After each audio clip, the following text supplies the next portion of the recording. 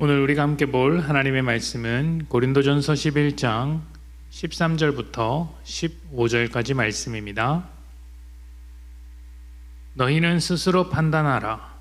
여자가 머리를 가리지 않고 하나님께 기도하는 것이 마땅하나 만일 남자에게 긴 머리가 있으면 자기에게 부끄러움이 되는 것을 본성이 너희에게 가르치지 아니하느냐. 만일 여자가 긴 머리가 있으면 자기에게 영광이 되나니 긴 머리는 가리는 것을 대신하여 주셨기 때문이니라. 아멘. 신호등이 없는 교차로에 차 100대가 있다고 생각해 보십시오. 모든 사람들이 운전을 다 잘한다고 해도 굉장히 혼란스러울 것입니다. 왜 그럴까요? 아무리 운전을 잘해도 신호등이 없기 때문입니다. 모든 운전자가 신호등이나 경찰관이 있다면 그들의 지시를 따라 신호를 따라 운전하게 될 텐데 신호등이 없으니 또 경찰관도 없으니 혼란을 겪을 수밖에 없습니다. 신호등이 있다면 운전자들이 그 신호등의 신호를 인정하고 그 신호를 기준으로 삼아 질서를 잡습니다. 다시 말해서 신호등이 곧 권위이고 그 권위로 인해 기준이 생긴다는 것입니다. 질서는 결코 저절로 만들어지지 않습니다. 질서가 있으려면 기준이 있어야 하고 그 기준은 권위를 필요로 합니다. 아무리 좋은 기준이 있어도 아무도 인정하지 않는다면, 그러니까 권위를 부여하지 않는다면 지키려고 하지 않겠죠. 다시 말하면 권위가 있어야 질서가 생긴다는 것입니다. 그런데 권위만 있다고 해서 질서가 세워지는 것은 또 아닙니다. 권위를 인정하는 사람에게는 반드시 절제가 필요합니다. 신호등이 있어서 그 권위를 따라, 기준을 따라 내가 가고 싶어도 멈춰야 하는 절제를 해야 하는 것처럼 권위를 인정하는 사람이 절제할 때 비로소 질서가 만들어지는 것이죠. 절제는 내 자유와 권리를 하나님 앞에 내려놓을 줄 아는 태도라고 할 수 있습니다. 권위가 없으면 각자 자기 기준대로 움직일 것입니다.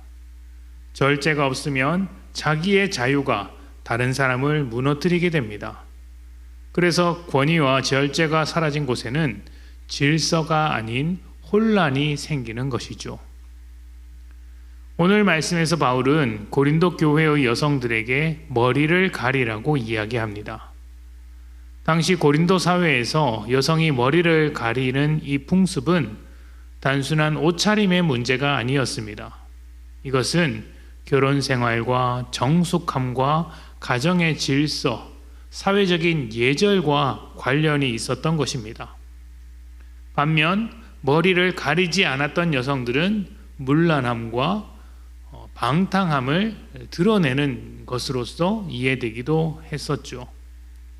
그런데 고린도 교회 안에서 어떤 이들이 복음 안에서 자유를 얻었다는 이유로 그 상징, 머리를 가림으로써 사회적인 예절을 드러내는 그 상징을 가볍게 여겼던 것 같습니다. 바울이 보기에 이것은 단순한 복장 문제가 아니었습니다. 예배 안에서 자기 자유를 앞세우며 공동체를 흔드는 어떤 문제가 함께 나타났던 것입니다. 바울은 지금 여성이 반드시 머리에 무엇을 써야 한다는 규칙 하나를 세우려는 것이 아닙니다.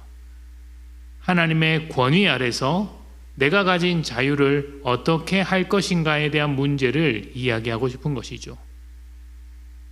자유는 하나님이 주신 은혜이지만 하나님의 권위를 벗어나면 삶을 무너뜨리는 도구가 될 수 있습니다.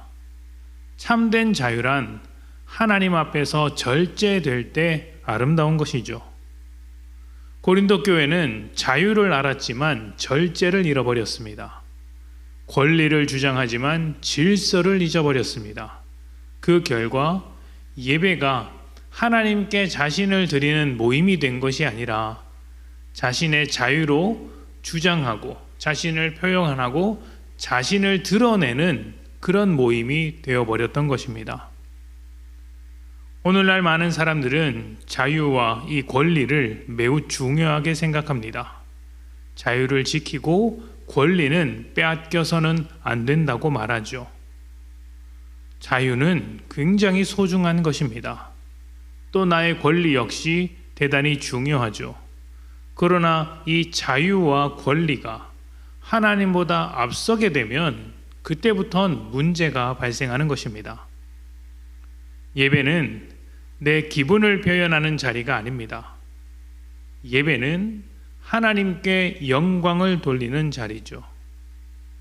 우리 믿음은 나의 권리와 자유를 하나님 앞에서, 사람 앞에서 자꾸 내세우는 것에 있지 않고 하나님 앞에서 절제할 줄 아는 데 있습니다.